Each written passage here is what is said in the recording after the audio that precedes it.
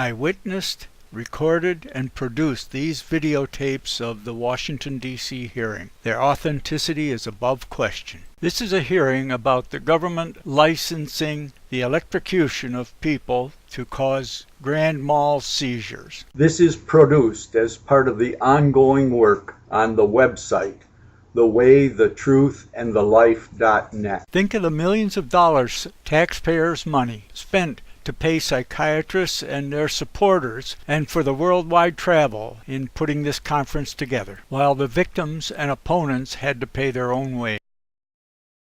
Dr. Brigham. One, I must say, as I began working in this literature and read the report by Pippert and Helm, I was stunned that we have nothing like that. That is a marvelous report. I was pleased to hear that one of the officers in the audience, that we have nothing like that in this country, struck me as extraordinary, given all the controversy and given all the nature of the sorts of things I was trying to describe. So that my call for that was really one of the easier decisions I've ever had to make intellectually.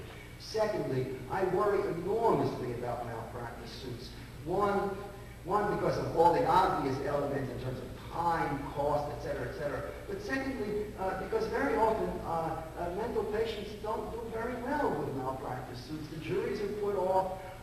It's a cumbersome, difficult, I think ultimately inappropriate and probably self-defeating mechanism. I would much rather take my chances with a very, very different sort of mechanism for all the problems. Look, I know that the institutional review boards have not solved the problem of human experimentation, but from anyone who knows what went on in this country in the 1950s and 1960s, the extraordinary work that IRBs have been able to do strikes me as a positive for in-house regulation. Ultimately, I didn't think that we could resolve, the panel could resolve, or individuals were called upon to resolve today, the kind of regulatory mechanisms. But that this has gone for so long without systematic analysis struck me as something I very much wanted to bring to the attention of the panel. Speaker over here, please. Yes. My name is Betty Simon, and I'm from Bethesda, Maryland. I would like to know the difference between the anapranol treatments and shock treatments. The anapranol treatments are given in Mexico City, and I'd like to know their likenesses and differences, and why has not it been approved by the FDA here? Anyone in the panel, if they can answer the question. Could you spell the good item? Chloriphenol. Anyone want to speak to the issue of chloriphenol?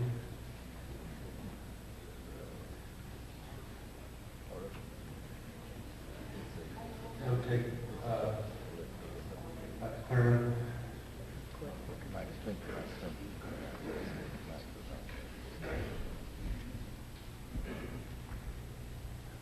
I don't know if it's central to the issue before the group. Clonophenol is the trade name for a tricyclic antidepressant.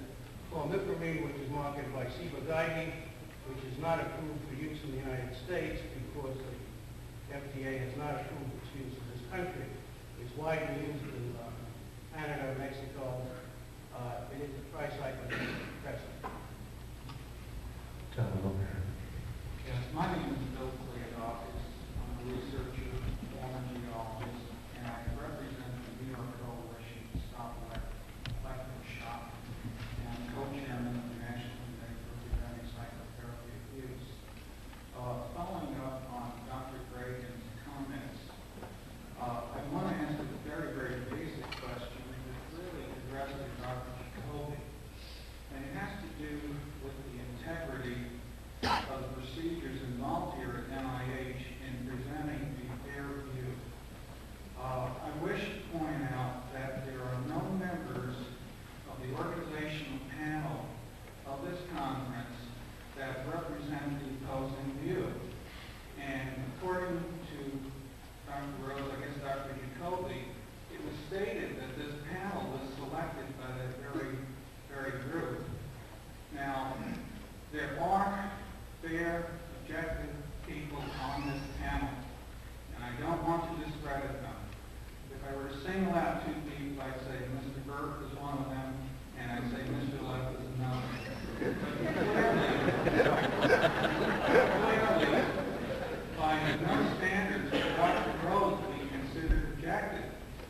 And there he is, and we were told that this panel is made up of a group of panelists with no axe to grind, no sign. My question here is, Dr. Jacoby, would you please address the procedure involved in the fairness of setting up this electroshock consensus panel?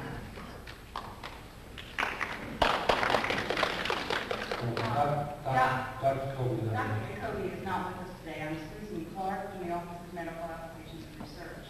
I have spent many hours talking to the doctors on the phone. We had a 10 or 12 member planning committee who have met 2 or 3 times, and a partial planning committee that has met 2 or 3 other times.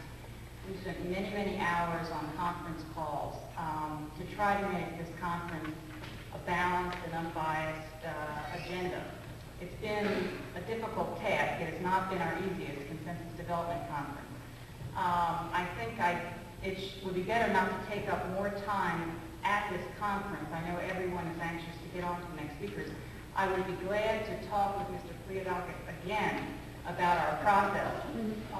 For the rest of you, we also have a guidelines booklet, which I have sent out to a number of folks in this audience, which explains our process in full and the criteria that we use, not only to select speakers, but our panel members, and set up our agenda. Thank you. We have time for one more question before we've got to go on with the program. Over here is the next comment.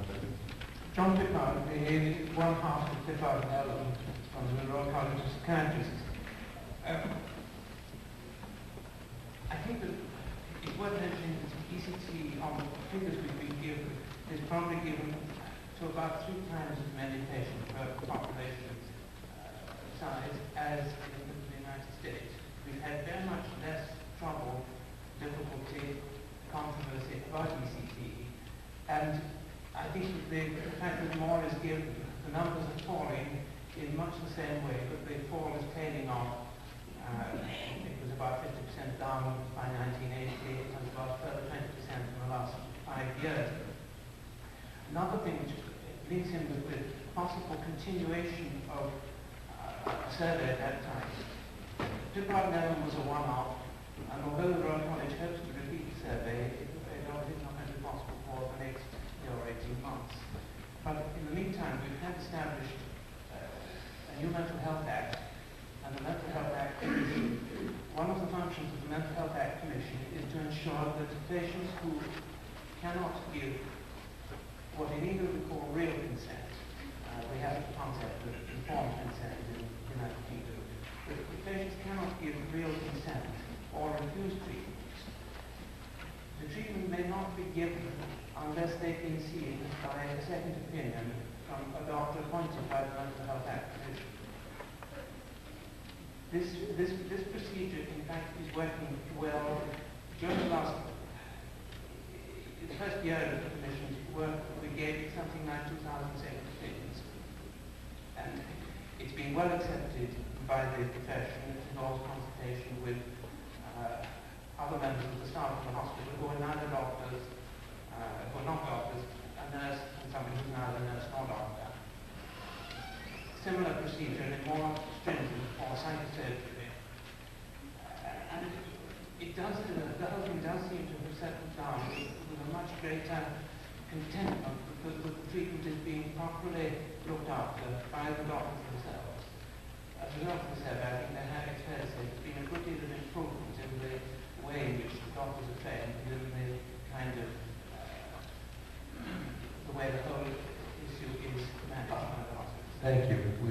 Thank you for your comments. We'll now go on to the next section of the agenda, which is on efficacy and clinical indications.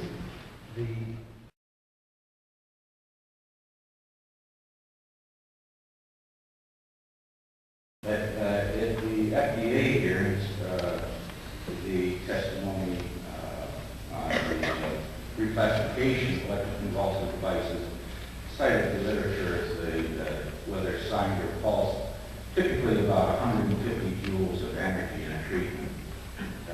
With the new Thymatron electroconvulsive device, if you check out at 400 volts maximum of 0.9 amps, millisecond pulses. Could you finish up your question, your remarks? Yeah, I would like somebody to tell me. I'm a teacher as well as a physicist, and I brought a kilogram with me. Teachers like to demonstrate. Now, this is a kilogram. It's 2.2 pounds.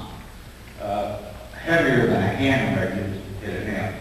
But I wonder if possibly like Dr. Stein could tell me how high I would have to drop this kilogram from in order to have it hit the ground with 150 joules of energy.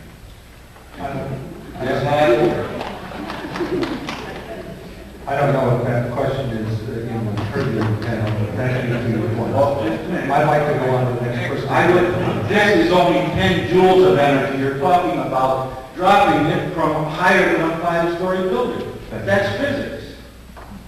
Supposedly in pre-med backgrounds. Thank you. I never All right, out with your gum. Out with your gum.